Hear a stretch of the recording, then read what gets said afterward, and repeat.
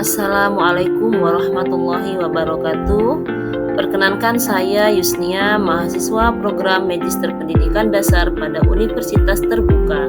Pada kesempatan ini saya akan mempresentasikan hasil tugas tutorial kedua pada mata kuliah MPDR 5302 Studi Komparatif Pendidikan Dasar di berbagai negara dengan topik gender dalam pendidikan dasar. Video ini berisi hasil analisis dua artikel ilmiah, satu dari jurnal nasional terakreditasi SINTA dan satu lagi dari jurnal internasional bereputasi, serta kaitannya dengan praktik pembelajaran yang saya lakukan di sekolah. Isu kesetaraan gender menjadi perhatian penting dalam dunia pendidikan, terutama pada jenjang pendidikan dasar. Sekolah dasar adalah tempat pertama di mana anak-anak belajar menghargai perbedaan, saling menghormati, dan membangun karakter yang adil. Kurikulum Merdeka saat ini memberikan ruang yang luas bagi guru untuk mengembangkan pembelajaran yang berpihak pada murid dan menghargai keberagaman. Oleh karena itu, penting bagi kita sebagai pendidik untuk memastikan bahwa tidak ada lagi bias gender dalam proses belajar mengajar. Dalam presentasi kali ini, saya akan membahas dua jurnal. Yang pertama, artikel nasional karya Sahnan 2020 yang membahas sensitivitas gender dalam pembelajaran di sekolah dasar. Yang kedua, artikel internasional karya Nikia dan Kibona 2024 yang meninjau kesetaraan gender dan inklusi sosial dalam pendidikan dasar di berbagai negara. Artikel pertama berjudul Sensitivitas Gender dalam Pembelajaran PAI berbasis nilai multikultural di SD Al-Irsyad Al-Islamiyah 01 Purwokerto yang diterbitkan dalam jurnal Yin Yang yang terakreditasi SINTA 2. Penelitian ini menyoroti pentingnya peran guru dalam membangun pembelajaran yang sensitif terhadap isu gender.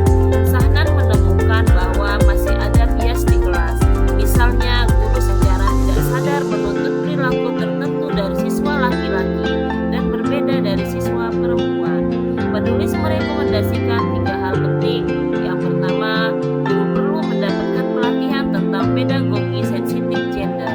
Kedua, materi ajar perlu diperbarui agar representasi peran laki-laki dalam dan perempuan lebih seimbang. Yang ketiga, nilai multikultural dan keadilan sosial harus diintegrasikan dalam semua mata pelajaran. Sebagai guru di kelas SDN 1 Kampung Kota Agung, saya melihat semangat kesetaraan gender sudah mulai tampak dalam penerapan kurikulum Merdeka. Kami memberi kesempatan yang sama bagi siswa laki-laki maupun perempuan untuk menjadi ketua kelompok, moderator, diskusi, maupun petugas kelas. Dalam kegiatan proyek profil pelajar Pancasila yang pernah kami lakukan dengan tema kebinekaan global, siswa belajar menghargai perbedaan dan peran sosial tanpa membedakan jenis kelamin. Saya juga boleh menyesuaikan bahan ajar tematik dengan menambahkan contoh tokoh perempuan sukses di bidang sains dan kepemimpinan agar siswa memahami bahwa semua anak memiliki potensi yang sama. Langkah-langkah ini tentunya sesuai dengan pandangan Sahnan 2020 bahwa perubahan menuju pendidikan yang adil gender dimulai dari kesadaran dan praktik guru di kelas. Artikel kedua berjudul Systematic Literature Review of Gender Equity and Social Inclusion in Primary Education for Teachers in Tanzania, Assessing Status and Future Direction yang diterbitkan oleh Spinter Open pada tahun 2024. Artikel ini merupakan review sistematis yang meninjau berbagai penelitian internasional tentang kesetaraan gender dan inklusi sosial di sekolah dasar. Hasilnya menunjukkan bahwa pelatihan guru berkelanjutan menjadi kunci keberhasilan penerapan pembelajaran yang adil gender. Reformasi kurikulum penting agar materi ajar menggambarkan peran laki-laki dan perempuan secara seimbang. Keterlibatan orang tua dan komunitas tentunya sangat berpengaruh dalam menanamkan nilai kesetaraan. Diperlukan evaluasi berbasis data untuk mengukur dampak jangka panjang kebijakan kesetaraan di sekolah.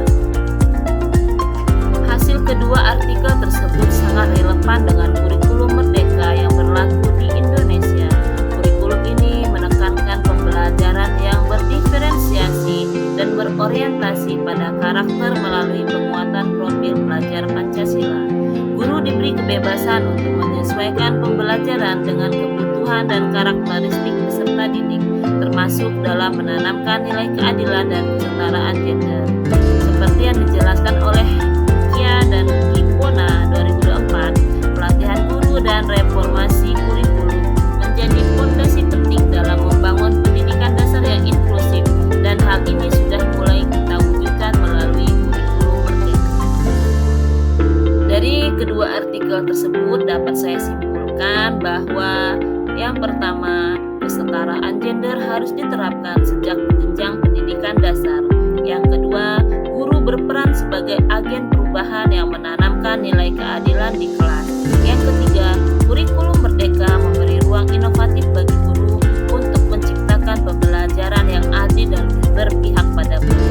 Yang keempat, kolaborasi antara guru, orang tua, dan masyarakat sangat penting untuk membangun budaya sekolah yang menghargai kesetaraan gender.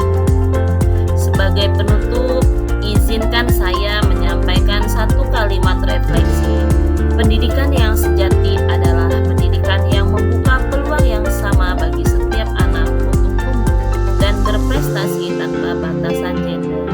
Terima kasih atas perhatian Bapak dan Ibu tutor serta rekan-rekan mahasiswa. Semoga paparan ini dapat memberikan inspirasi untuk terus menciptakan pendidikan dasar yang berkeadilan dan berpihak pada semua murid.